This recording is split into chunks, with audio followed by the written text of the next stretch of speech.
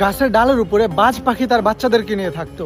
তার নিচে একটি মুরগি তার ফ্যামিলিদেরকে নিয়ে থাকতো, মানে তার বাচ্চা নিয়ে থাকতো।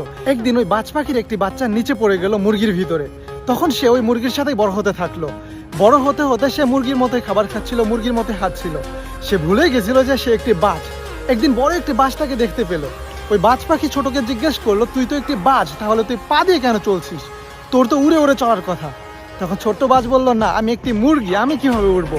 তখন ওই বড় বাজটি রাগ হয়ে ওর পিঠে খামচি মেরে ওকে নিয়ে একটি পাহাড়ের চূড়ায় চলে গেল। ওই পাহাড়ের উপরে গিয়ে বাজ ওকে বলল, তুই একটি বাজ, তুই এখান থেকে উড়ে দেখা। ছোট বাজটি বলল, আমি তোমাকে বলে দিচ্ছি, আমি একটি মুরগি, আমি কখনোই উড়তে পারবো না। যদি ওড়ো তাহলে তুমি উড়বে, আমি একটি মুরগি, আমি কখনো উড়বো না।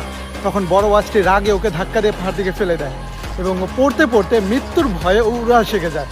তখন ও উড়তে উড়তে ভাবতে থাকে, যদি আজকে আমার এই বাজ ভাইটির সাথে দেখা না হতো, তাহলে আমি কখনো বুঝতেই পারতাম না যে আমি একটি বাজ।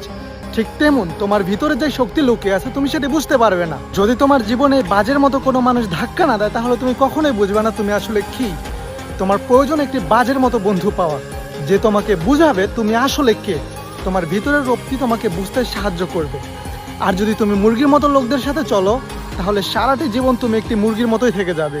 তাই খুঁজে বের করো সেই মানুষটি কে, যে তোমাকে শিখাবে তুমি আসলে কে।